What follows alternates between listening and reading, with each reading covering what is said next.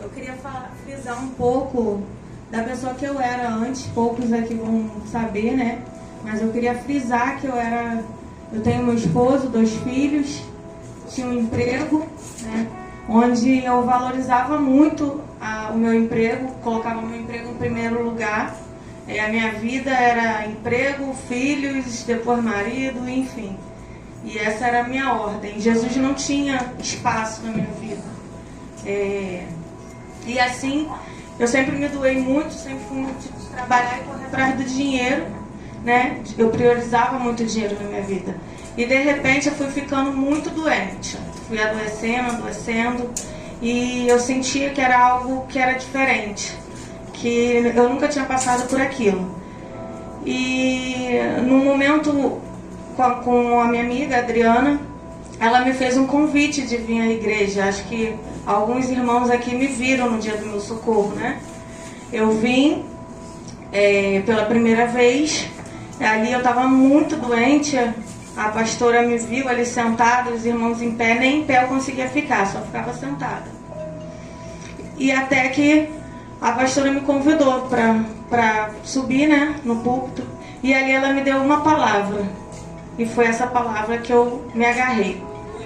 Ela disse que o que eu tinha, de fato, era eu estava muito doente. Mas que Deus estava me falando naquele momento que aquilo não seria para minha morte. Porque eu tinha muito medo de morrer e deixar meus filhos pequenos. Então, ali, aquela palavra que a pastora me deu, ela me orou e foi o meu refúgio.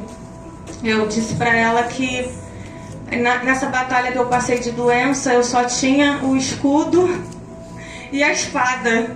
O meu escudo eu coloquei Jesus na minha frente, e a minha espada foi a palavra que ela me deu, porque eu não tinha mais nada além disso. Era apenas isso que eu tinha. E eu fui adoecendo demais. Ela me visitou no hospital junto com a Adriana e puderam ver como eu estava debilitada. Eu fiquei muito ruim. No primeiro diagnóstico foi de câncer. Todos sabem que essa doença apavora, né? Então aquilo foi um choque para mim, para minha família, para o meu esposo, para minha mãe e para os meus amigos próximos. A gente ficou momentos de desespero. Mas eu fiquei quieta. Eu fiquei quieta porque eu não conseguia falar, eu não queria... Eu só pensava na palavra que a pastora me deu e nos meus filhos. Então eu passei aqui 40 dias internada. Meu total de internação foram 40 dias. Eu fiz 2 biópsias muito profundas e dolorosas. Eu fiquei à base de morfina, para quem conhece, medicação. Eu fiquei 30 dias dependente de uma medicação que ela me curava, me ajudava a me curar, mas ela me dava efeitos colaterais gravíssimos. Então, assim, eu corri risco de perder órgãos, eles ficarem deficientes, pararem de funcionar. Eu tive órgãos debilitados na barriga, através dessa biópsia descobrimos que não era câncer, era uma infecção fúngica raríssima, a gente não tem esse conhecimento, entendeu? Mas eu fui acometida por essa doença. E essa doença ela ia acabando, me debilitando, junto com a medicação. A medicação ajudava a combater o fungo, só que me dava efeitos colaterais. E ele pegou meus órgãos da barriga, eu fiquei com a barriga imensa, eu fiquei extremamente pele e osso, só era pele e osso. E pra mim estava tudo bem, eu tinha um cabelo lindo, louro, a Adriana era cliente assídua da Adriana, e eu era muito vaidosa. Então, assim, eu fui perdendo meus cabelos, eu fui ficando com uma barriga extremamente grande e a minha feição foi acabando. Eu já não era mais quem eu me transformei de novo, né? Graças a Deus. Então, assim, e quem me conhecia e me via naquele momento ali ficava impactado, porque tinha muito medo de me perder. E eu também tinha esse medo. Só que eu não conseguia transmitir esse medo que eu tinha. Eu não conseguia falar, eu não conseguia, acho que, até falei com a pastora, eu falei assim, pastor, eu acho que para aqueles que me visitarem no hospital, me viam com os olhos arregalados, porque eu era esse pressentimento que eu tinha, que eu estava muito assustada. O medo era algo que eu sentia constantemente. Eu tinha medo de dormir, e quando eu acordava, eu dava graças a Deus por estar acordando. E nesses 40 dias eu fui para o CTI, passei pelo pior que vocês possam imaginar. Mas graças a Deus eu tinha essa fé, entendeu? Eu tinha fé que Deus ia me curar, porque Ele tinha falado aqui neste lugar que não seria com a minha morte. E graças a Deus assim foi feita a palavra dele. Eu saí do hospital, vim aqui novamente, acho que alguns irmãos me viram quando eu saí, né, do hospital. Só que eu não me firmei. Saí do hospital e, como alguns sabem, né, eu até falei para a pastora, pastora, existe muito impedimento que a gente coloca na frente da gente. Chega o dia do culto, a gente fala, mas hoje não dá, deixa pro próximo. Aí chega o próximo, a gente cria outro empecilho. E assim foi. E eu não voltei mais. Não voltei. Fiquei em meio a mudanças, né, de residência, não moro mais aqui em São João. E outros problemas também. E diante dessa situação toda, veio a situação do meu filho, onde a pastora intercedeu no dia também. Eu estava trabalhando, trabalho de manicure no salão da Adriana. E de repente, o meu filho morreu ali na minha frente. Para quem estava ali vendo, como a Adriana, as clientes que estavam no salão também, a Jéssica que me ajudou, o esposo da Adriana que me socorreu, meu filho estava paralisado, ele estava praticamente morto nas minhas mãos. E aquilo sim me fez cair em si, porque assim, enquanto estava me tocando, eu ainda estava agarrada na palavra, mas não procurei. Mas quando tocou na vida do meu filho, eu vi o sofrimento que eu iria passar sem ele. O meu filho, ele ficou por 1 hora desconectado. Ele desligou, ele parou, ele não falava, ele não reagia, ele desconectou. Fomos para o Caxias d'Ó socorrer meu filho. A médica viu como ele chegou, que ele realmente estava conectado, e eu, no desesperada, pedindo só socorro, ajuda, salva meu filho, salva meu filho.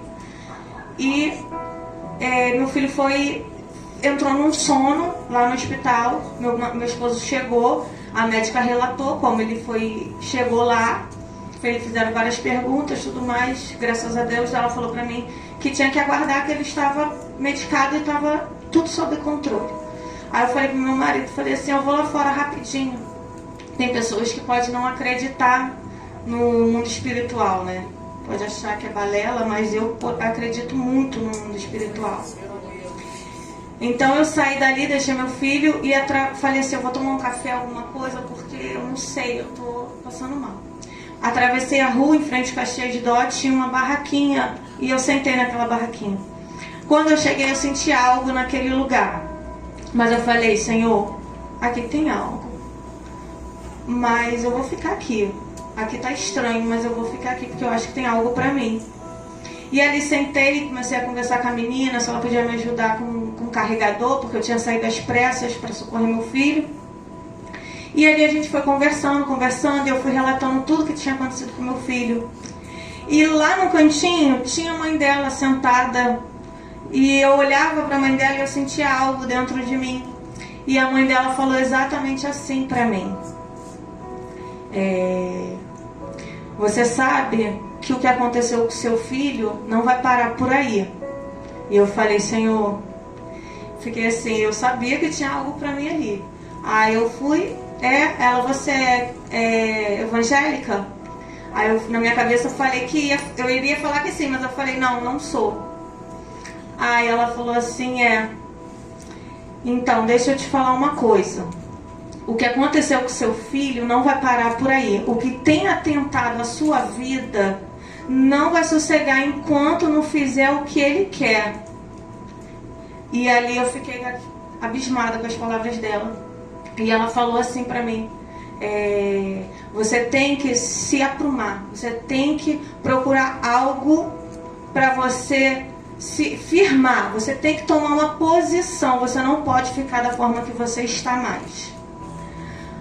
Aí ela falou assim para mim: eu sou espírita. Ela falou para mim: eu sou espírita, eu estou arrepiada e eu não me arrepio à toa. O que eu tô te falando agora foi Deus que mandou te falar.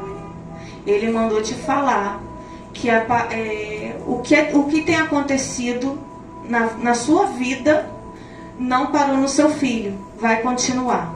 Ele falou para você tomar posição e você tem que se posicionar, porque o mal vai tocar na sua família. Ali eu saí, a pizza que eu pedi, eu agradeci, né? Fiquei ali, eu falei: Senhor, eu sabia que tinha algo para mim aqui. Tinha algo que eu precisava ouvir. Porque diante de tudo, às vezes a gente ainda não acredita em sinais. A gente não acredita nos sinais que vem dando nas nossas vidas. Então eu me levantei, agradeci a todos, agradeci o carregador e fui jogar a pizza fora. Ela: pode comer a pizza. Pode comer, não tem nada a ver com a pizza. Eu falei: não, o que acontece? Não é fome, era desespero, mas eu já tive o que eu queria. Eu não quero comer mais. Peguei, joguei a pizza fora e fui embora. E a partir daquele momento ali, com aquelas palavras, eu tomei uma posição. Fui à igreja, até próxima à minha residência. Comecei a frequentar. Eu tinha um impedimento muito grande, que era na leitura e na oração. Isso era um impedimento que eu tinha muito grande. Eu queria ler, mas tinha algo que é algo que acontece, que a gente boceja, coça a cabeça, coça a barriga, e é não sei o que desprende e te tira daquele foco ali. Então eu vi que eu precisava me alimentar da palavra. Eu precisava me aprofundar e não só frequentar a igreja. E ali eu fui quebrando paradigmas, né, de impedimento na minha vida. Hoje eu tenho fome, tenho sede da palavra. Hoje eu falo de tudo que aconteceu na minha vida para as pessoas que estão na minha mesa. Eu quero contribuir com a palavra de Deus, porque da mesma forma que Ele fez na minha vida, Ele pode fazer na vida das outras pessoas. E referente ao meu trabalho, eu não fiquei amparada pelo INSS, eu fiquei 10 meses afastada. Diante disso tudo, fiquei 10 meses afastada. Não fui amparada pelo INSS, já estava desesperada atrás de dinheiro. E o médico me propôs a retornar ao trabalho. Eu falei assim: então me bota para trabalhar porque eu quero dinheiro. Meu primeiro contra-cheque veio zerado, eu fiquei desesperada. Meu segundo contra-cheque veio zerado, eu fiquei desesperada. E ali eu falei: Senhor, não quero mais esse trabalho. Coloquei na mão de quem tem que colocar, entreguei na mão de Deus. E eles me deram uma justa causa. Eu trabalho nessa empresa há 8 anos. Há 8 anos eu digo que eu não gosto do termo dei o meu sangue, porque quem deu sangue foi Jesus Cristo. Eu não dou o meu sangue, mas eu dei o meu suor. Pode ter certeza que eu dei o meu suor naquele trabalho durante 8 anos. E ali eu tomei uma justa causa.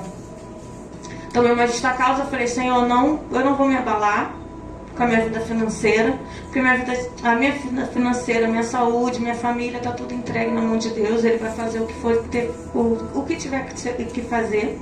Eu sei que os planos dele é melhor que o meu, entendeu? Eu não tomo mais decisão da minha vida, quem toma é Jesus, entendeu? Então eu passei por tudo isso e tirei o meu trabalho da minha escala de prioridades.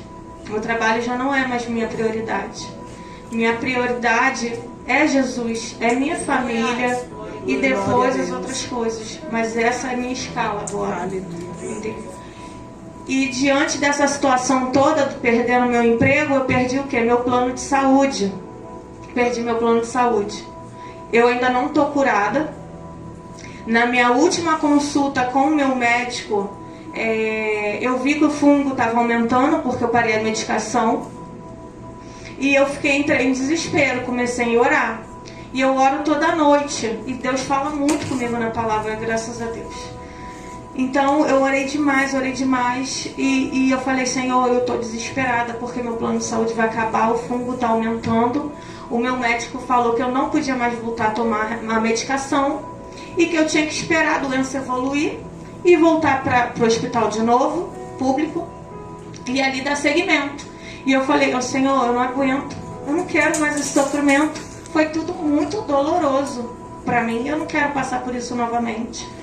Então, o meu plano já não era para ter funcionado em julho. Isso faz uma parte muito grande nessa história toda. Meu plano já não era para estar funcionando e funcionou. Eu falei, graças a Deus, se está funcionando, eu vou procurar uma segunda opinião. Só restava uma médica, que era em Copacabana.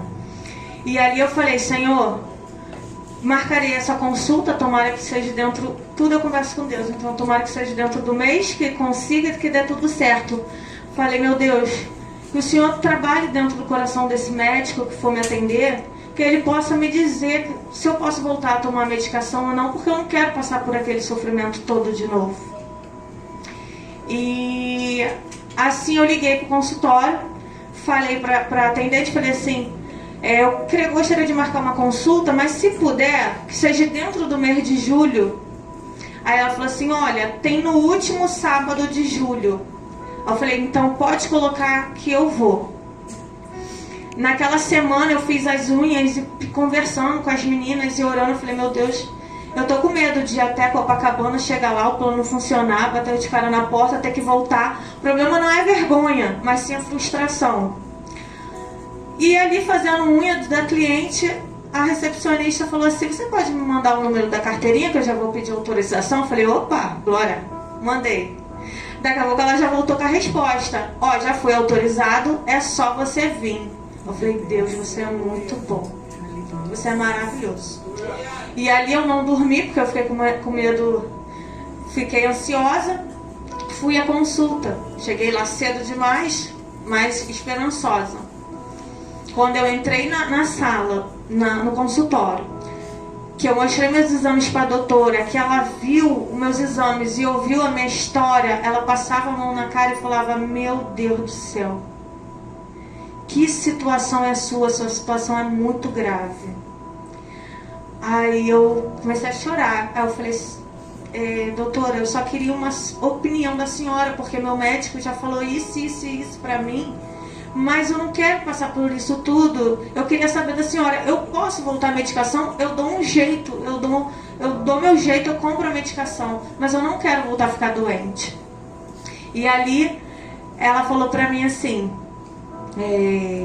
olha, essa situação é muito grave, você vai ter que voltar a tomar a medicação hoje, esquece o que o seu médico te falou. Você não tem noção de onde seu médico ia te colocar. O SUS, ele não tem recurso para sua doença, entendeu? Eles iam fazer tratamentos paliativos, mas eles não iriam tratar você. Você não tem noção de onde você ia parar. Aí eu falei, doutora, eu não quero passar por isso tudo. E eu tenho medo disso acontecer, de vir a falecer, né? Para ser sincero. Então ali ela me falou assim, exatamente assim. Ela falou assim, olha, eu vou te falar uma coisa. Eu sou médica da Fiocruz. Eu vou te dar o seu tratamento lá. Você vai ser curada dessa doença. E você não vai mais se preocupar com a sua medicação. A sua medicação você vai pegar lá. Em relação à sua doença, você não se preocupa mais, porque você vai ser curada.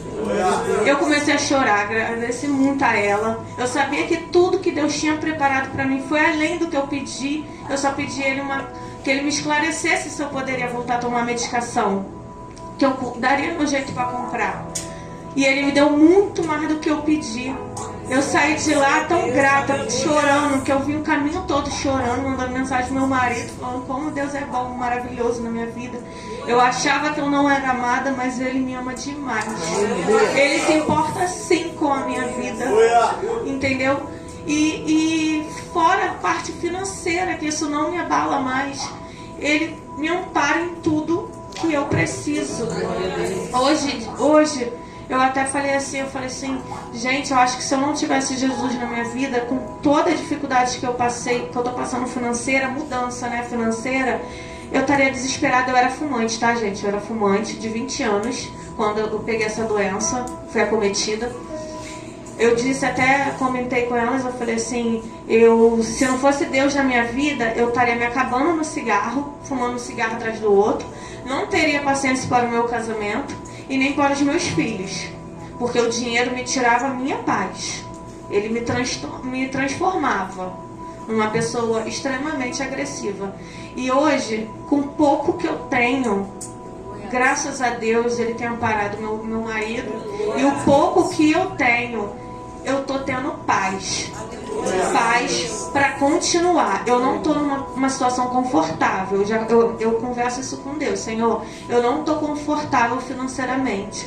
Eu quero recursos para eu poder buscar. E eu busco.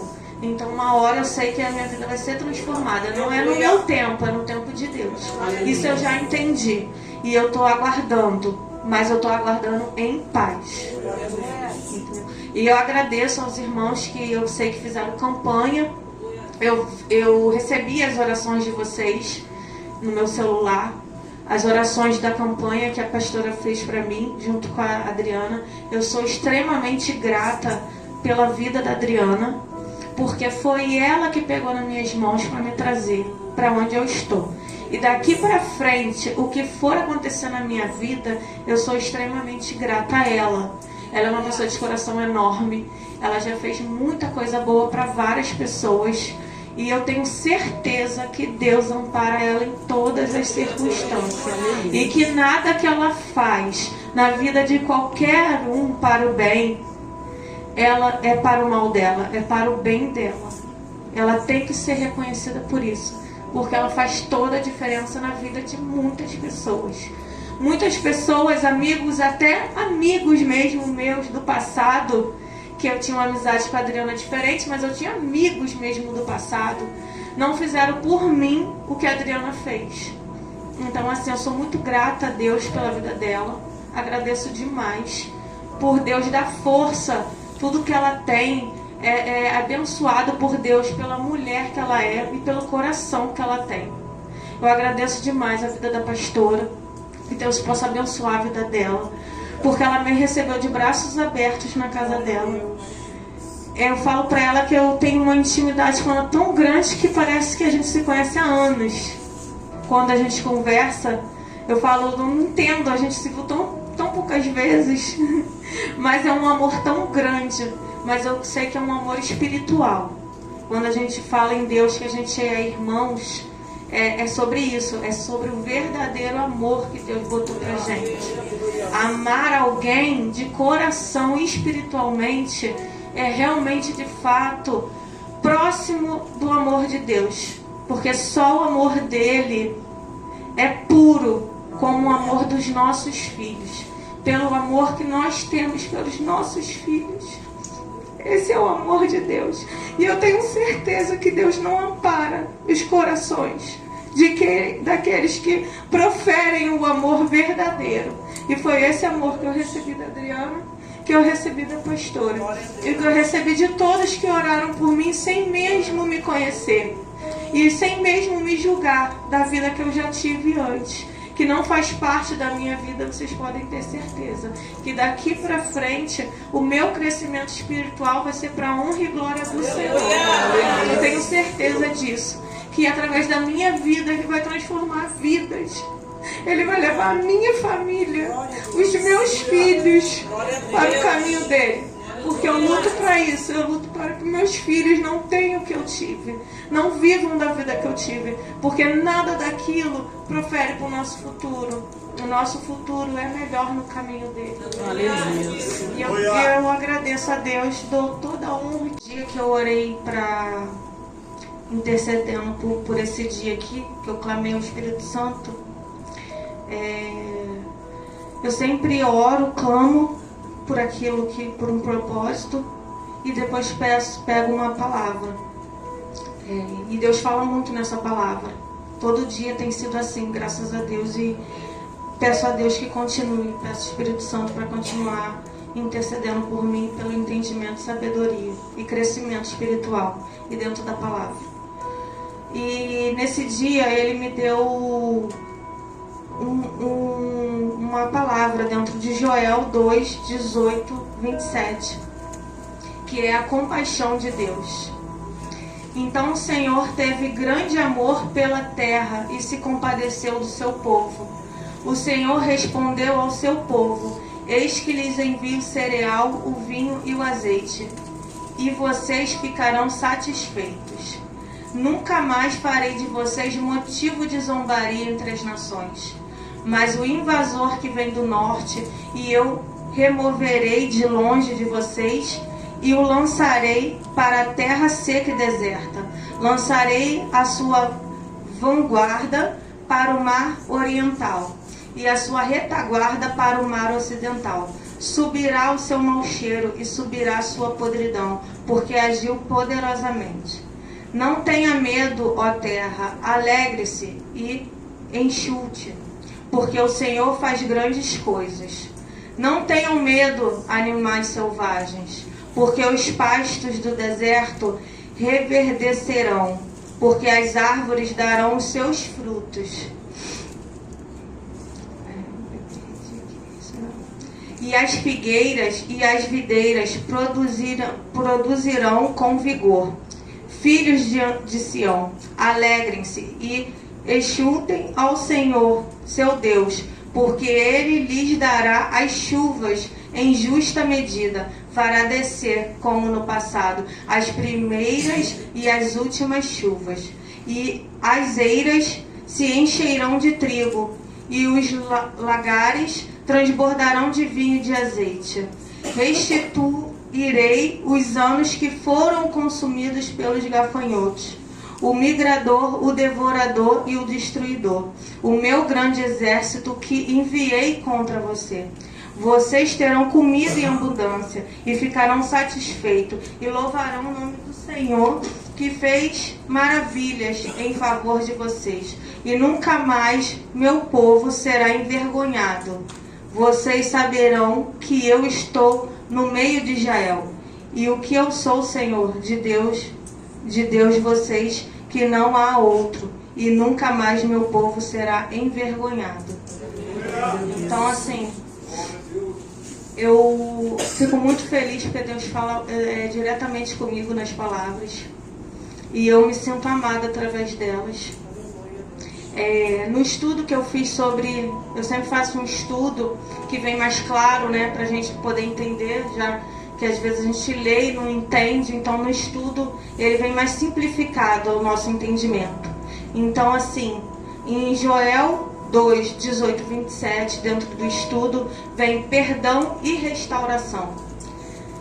Joel nos revela a resposta grandiosa de Deus diante do arrependimento e da busca do seu povo por restauração.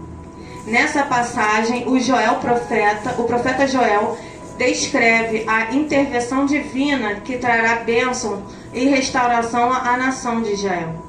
O texto começa com uma mudança na linguagem e no tom. Depois de convocar o povo ao arrependimento, Joel anuncia uma virada na situação. Deus responde à sinceridade do arrependimento do seu povo e manifesta sua compaixão e misericórdia. Ele se volta para o seu povo, movido por sua fidelidade e amor, e promete reverter a situação de desolação e aflição. Joel descreve as bênçãos que Deus trará à terra. Ele menciona a abundância de cereais, vinho e azeite, símbolos da fartura e da prosperidade. A terra que antes estava devastada será renovada, e o povo de Israel desfrutará dos frutos da restauração divina. O profeta também enfatiza a remoção do juízo e a proteção divina sobre o povo.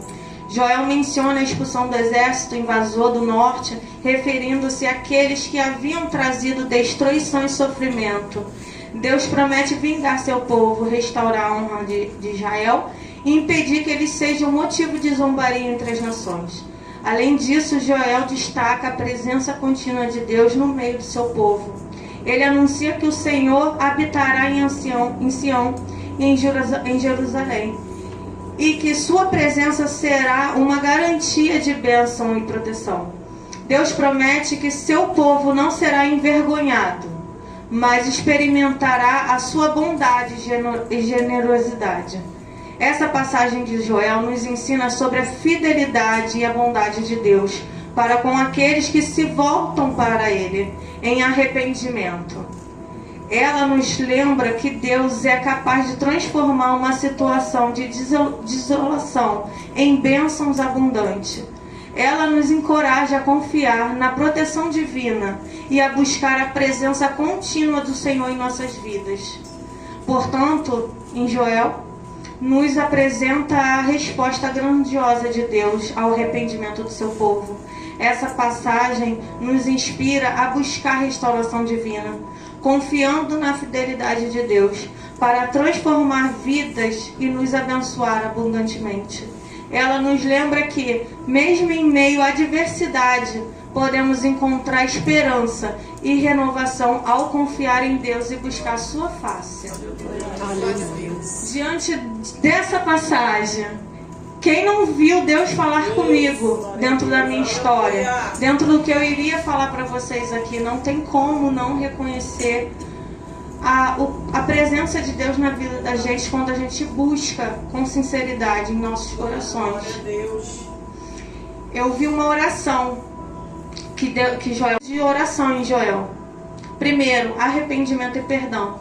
Joel 2 nos convoca a jejuar, lamentar e clamar a Deus em arrependimento. Devemos orar para que o Espírito Santo nos revele áreas do pecado em nossas vidas e nos conduza ao arrependimento sincero.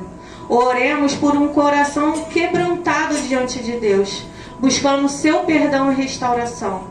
2. Derramamento do Espírito Santo. Joel 2 promete o derramamento do Espírito Santo sobre toda a carne. Devemos orar para que o Espírito Santo seja derramado sobre nós, sobre a igreja e sobre a nossa nação. Oremos para sermos cheios do Espírito Santo, capacitados por Ele, para cumprir a missão de Deus e testemunhar com o poder dele e o amor. 3. Avivamento e restauração.